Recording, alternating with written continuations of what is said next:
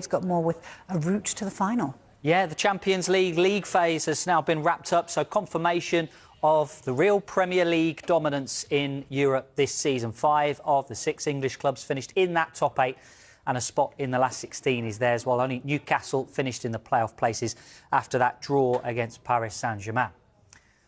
So this is how the final standings look then after the league phase. Arsenal, a perfect 8 out of 8, finished top. Liverpool and Spurs, 3rd and 4th. Chelsea's win in Naples meant they finished in 6th position. Real Madrid's shock defeat, as well as PSG's draw, meant that City sneak into the top 8 and avoid 2 extra fixtures next month. So the road to Budapest starts now then, with the draw taking place on Friday morning. Arsenal as top seeds, they're going to avoid Bayern Munich until at least the final, if they get there. And they could meet Manchester City, though, in the quarter-finals, and then potentially with Spurs, Liverpool or Chelsea in the semis. Arsenal will face either Atalanta, Bayer Leverkusen, Borussia Dortmund or Olympiacos in the last 16. Liverpool and Spurs will face one of Atletico Madrid, Juventus, Galatasaray or Club Brugge in the last 16, while Manchester City could be on course for a showdown with Real Madrid again, or possibly Budapest Glimt, who shocked them last week. Of course, Benfica and Inter are their other potential last 16 opponents. Chelsea's reward for finishing 6th, potential tie with holders PSG, Monaco, Karabakh or Newcastle United. According to our good friends at Opta, Arsenal have the best chance of lifting the trophy in Budapest with a 29.8% probability now. Newcastle, as we mentioned, the only English side not to finish in that top 8. It means a mammoth February of fixtures is on the way for Eddie Howe after they finish January at Liverpool this weekend. They'll have 8 fixtures to contend with, including 4 Premier League games, a Carabao Cup semi-final second leg, a 4th round FA Cup tie, and of course those 2 Champions League playoffs. The English club's performance in the league phase is great news for any Premier League teams who want a spot in the competition next season. England way out in front in UEFA's coefficient table, and this all means that the Premier League is almost certain now to pick up a 5th Champions League spot once again for next season. The top 2 member associations gain that extra place. Vicky? Which is good to hear, isn't it, that we get that extra place. You were scoffing at some of those Opta stats, but we'll come to that in a minute, Danny. It was quite funny to watch them get when they ever getting it right. We've got 5 Premier League teams there with a chance, haven't we? Why are English clubs dominating, do you feel, Dave? Well, I think there's 2 strands to that answer. It might be quite a long answer. I guess how have they done it? The league phase draw worked in the English clubs' favour this season, so there were 3 clubs in pot 1. And of course there was country protection, so they couldn't face any other English side in the league phase. Premier League, as we know, the most powerful league in Europe by some distance, so they couldn't face another very strong side from the Premier League.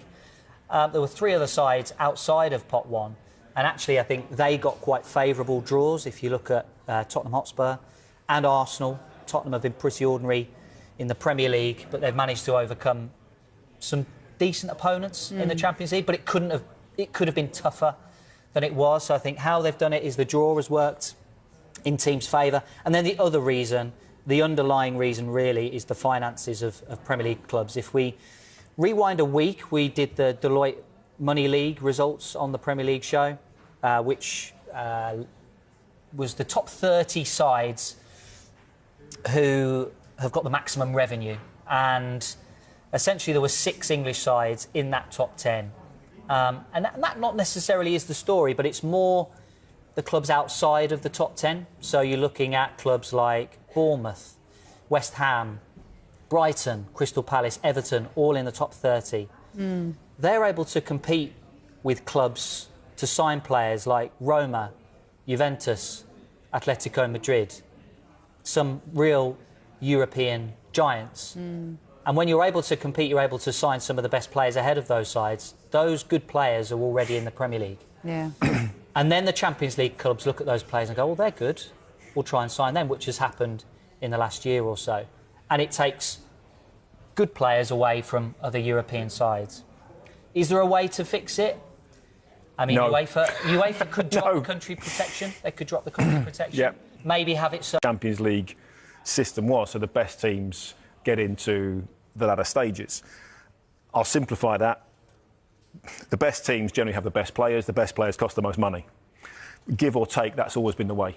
You know, in the Premier League in Europe, that's how it works. You know, you'll always get an anomaly where a Leicester punch way above their weight, or a team, but generally, if you've got the best players and you spend the most money, you pretty much have almost a guarantee of being up there or thereabouts.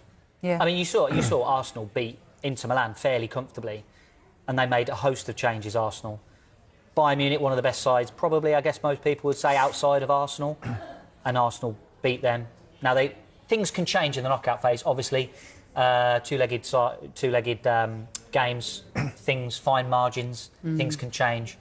So certainly the league phase, I think, plays into the favour of English sides. And it's like a vicious circle, because England now way ahead in the coefficient. There'll be another extra team next year. If Villa, for example, go and win the Europa League, that could be another time where there's 6 English sides. Well, I think when was it last year for a little bit, we were looking at maybe seven English teams in the Champions League. Gets lower and lower, It starts to get a little bit silly, I think, good at that for point. those I'm not having your coefficient for Opta, by the way. No, you're not having that. What was PSG's chances last year of winning it? Well, OK. Yeah, fair enough. Yeah. Well, look, thanks. We're going to start the second hour of the Premier League show with Arsenal, who completed that perfect Champions League phase by beating bottom club Kairat Almaty 3-2. Their focus now returns to the Premier League title charge and a trip to Leeds on Saturday, which we've had a little chat about. But, Danny, finishing top, a huge bonus, you'd have to say, for Mikel Arteta. Are you backing them to go on and win the Champions League? I still think it's very, very, very difficult. OK. To win are they going to win every single game now through to the final? No. You know, I would say they're going to lose a game. Do they lose 1-0 and then win the other game 2-0 and obviously go through? There's every chance of that as well. So I think it's going to depend on the bad game that they have in the Champions League. How bad is it? You know, a 1-0 defeat is not a problem, but if it's 2 or 3, then obviously you start to struggle. You know, in the reverse leg. Why can't they? Because they've got this 100% record so far. They've beaten some good teams along the way. Well, I don't think it's ever happened before. So you're going on history. I would go on probability. OK. And probably sensible. You know, it's like, you know, can you win every game in the Premier League? It's not going to happen. You know, to go invincible, it's almost impossible. You know, we've seen it, only ever seen it once. So that's not going to be easy. There's 1 or 2 cracks. Obviously, you know, we've seen in Arsenal at the moment. I guess the answer is, or the question is, the centre forward. Do they have a centre forward that, if Arsenal are playing badly, who's going to score for them? Yeah. Who's going to get them that goal? You know, we've seen it in the past in the likes of Tottenham, Bayern Munich, Harry Kane.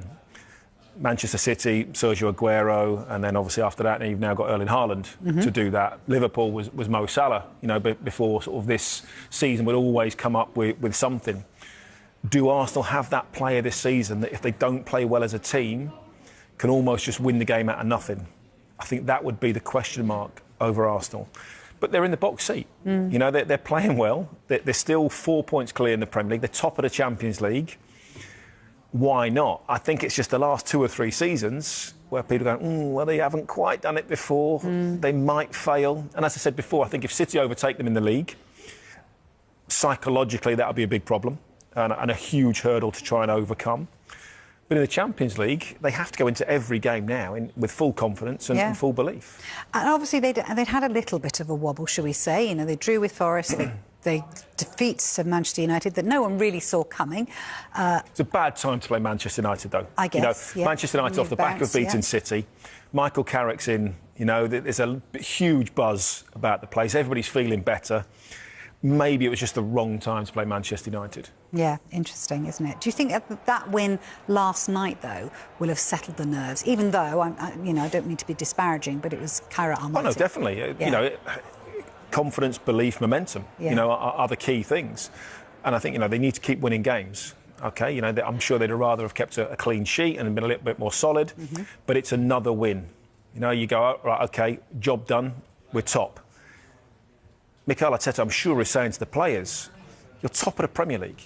You're top of the Champions League table. What are you afraid of? there is no one out there that you need to be worried about. Go and do your job. Go and play your game. And there's no reason why we can't beat everybody and fill them with confidence and belief at this stage, because that's what they're going to need. Do you think that is rubbing off on them a little bit? You know, I mean, obviously, I'm sure he would have been delighted to see Havertz and Gyökeres get on the score sheet, but they haven't. And no, like you say, nobody's their out-and-out striker, but they've been there or thereabouts for the last 3 seasons without an out-and-out striker. So do they need it, or do they just need everyone? Well, City have done it without a striker. Yeah. Not Liverpool, or Mo Salah's not really a striker, so it's possible. The way that the game is played, you know, it's no longer 4-4-2 and old school, get crosses into the box. No.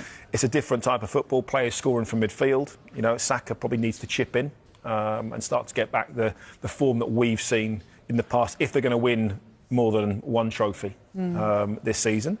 Yeah, of course they've got the potential, but this is what you talk about when it seems that you've not won it before. Is there that belief that they can get over the line? Is there that confidence? And this is where the skill is going to come in for Mikel Arteta, who's obviously been at Manchester City under Pep. He needs to say to players, you can win this. Don't worry about what's behind you. Keep looking up. Next game, we get 3 points. Next game, we get 3 points. Next game, we're Champions League. We win this game. And he's got to keep instilling that belief and confidence into those players if they're going to get over the line. Yeah, interesting points. OK, Dave. Arsenal have discovered a favourable route to the Champions League final after avoiding Bayern Munich in the draw, setting up a path that many believe gives the Gunners their best chance to reach the decider. With Mikel Arteta's side topping the group stage with a perfect 8 wins from 8, they secured a top seed and direct entry to the round of 16. The Gunners now face a potentially winnable tie in the last 16, followed by a quarter-final against a side from the other half of the draw. If Arsenal progress, the semi-final could see them avoid Bayern Munich until the final itself, a massive boost given the German giants' historical dominance in Europe. Key advantages: Arsenal's current form is electric, 7 points clear in the Premier League with a fully fit squad, lethal attack led by Gyökeres, Saka and Martinelli, and a rock-solid defence anchored by Saliba and Gabriel. The draw has handed them a realistic path through the knockout stages, where their high pressing, tactical discipline and depth can shine against most opponents. The Emirates faithful are dreaming big. This could be the year Arsenal finally lift the Champions League trophy after 22 years without a Premier League title. The road to the final looks clearer than ever. Please like and subscribe.